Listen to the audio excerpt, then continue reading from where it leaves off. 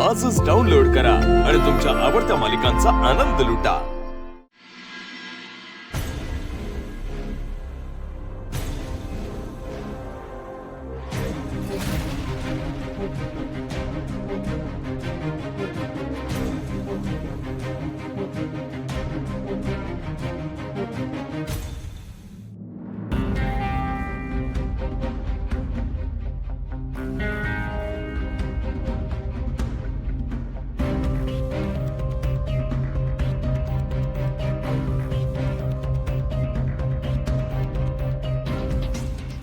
नीलांबरे, मला खूप भीती वाटते। नक्की काहीतरी वाईट होईल असं वाटतंय।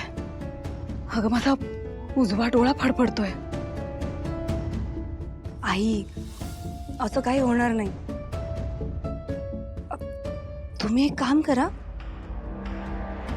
ही अंगठी घ्या, ही फिरवा डोळ्यावरून, सगळं ठीक होईल।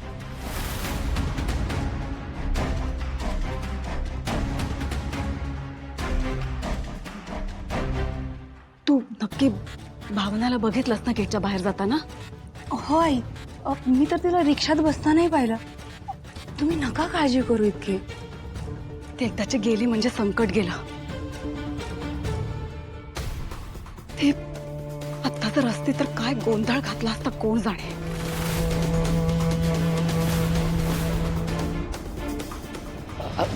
ते आता आम्ही तुम्हाला नाही सांगू शकत। प्लीज प्लीज आमच्या बरोबर चला तुम्ही। हा प्लीज प्लीज। तुमचं तिथं असणं खूप महत्वाचं आहे। अगं ते एवढं म्हणताय तर जा ना। नाही आजी, मी नाही जाणार। तू प्लीज अशी माझ्यावर जबरदस्ती करू नकोस।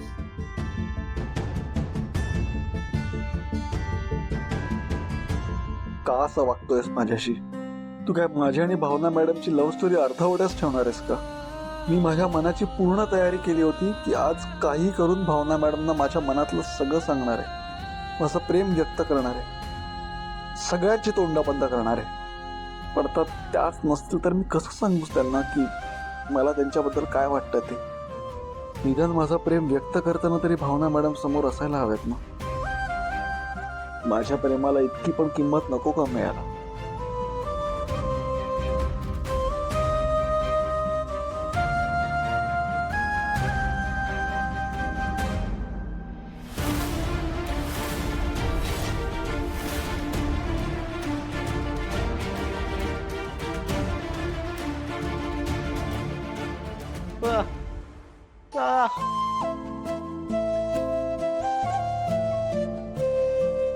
तूच सांग मला, काय करू मी? तुला माहितीये, मला नाही कळत माझ्या आईला भावना मॅडमचा का राग आहे इतका। आज परत त्यांनी अपमान केला भावना मॅडमचा, निघून गेला त्या। माहितीये, लोक म्हणतात ना की भावना मॅडम कमनशिबी, खरं तर मीच कमनशिबी आहे। माझं प्रेम कायम हुलकावण्यात देत राहिलंय मला।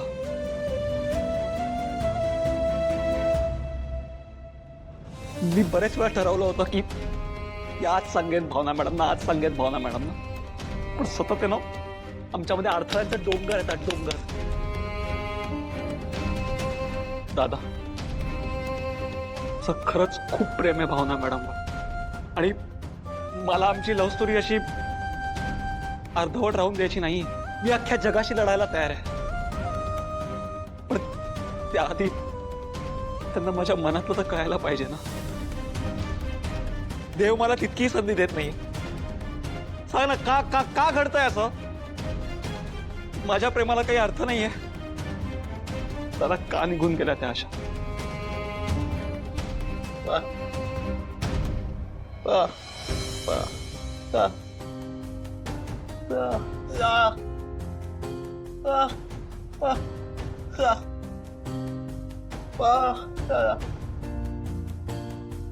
बरोबर आहे तुझं। मीच भावना मॅडमना सांगायला इतका वेळ लावलाय की त्या तरी काय करणार आता। पण दादा, इतके दिवस भावना मॅडमनी सहन केलंय ना, आणखी एक दिवस कळकळायला काय हरकत नाही. एक दिवस चला.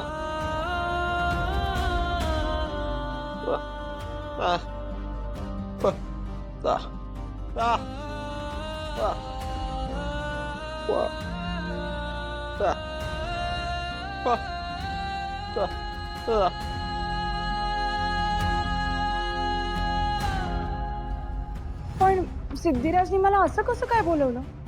कसं ते आता नाही सांगू शकत, पण तुम्हाला तिकडे यावं लागेल नक्की. हा प्लीज. नाही नाही, मी नाही येणार. नाही नाही भावना मॅडम, हे बघा तुम्हाला आजच्या दिवसाचं महत्व आहे ना आता कळणार नाही, पण तुम्ही तिकडे आलात ना की तुम्हाला कळेल हो. अगं भावना, जाऊन तर बघ, एवढं म्हणताय तर. पण आजी अगं, भावना मॅडम प्लीज तुम्ही असं करू नका. हे बघा आम्हाला सिद्धूने सांगितलंय की तुम्ही काही करून भावना मॅडमला इकडे घेऊन या. माझा इतका अपमान झाल्यानंतर मी पुन्हा तिकडे नाही येऊ शकत. आणि माझ्यामुळे खरंच सिद्धिराजच्या आयुष्याचं नुकसान होणार असेल तर नाही, मग भलेही त्यांनीच मला का बोलवलेलं असेल. आणि माझा हा डिसिजन फायनल. ह्यात आता काहीही बदल होणार नाही. ओ, या तुम्ही.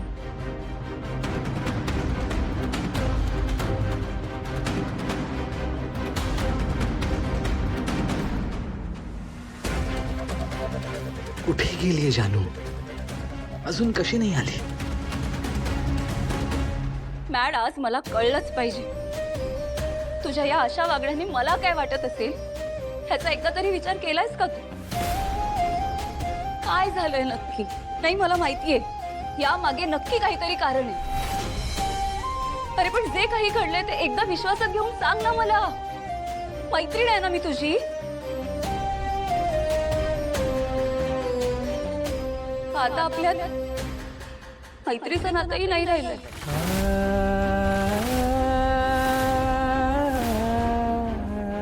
काय सांगू तुला जानू, माझ्याकडे तुला सांगण्यासारखं काहीच उरलेलं नाहीये ग.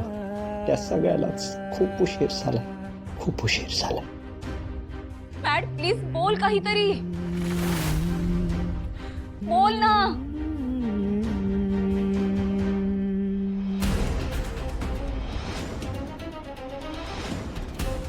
बास झालं.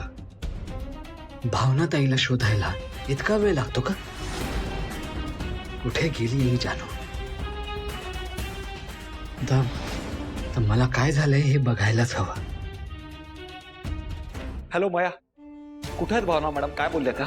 सिद्धू, अरे भावना मॅडम यायला तयारच होत नाहीयेत. आम्ही त्यांना समजवण्याचा खूप प्रयत्न केला पण त्या नाहीच म्हणतायत. ठीक आहे, मी बघतो काहीतरी.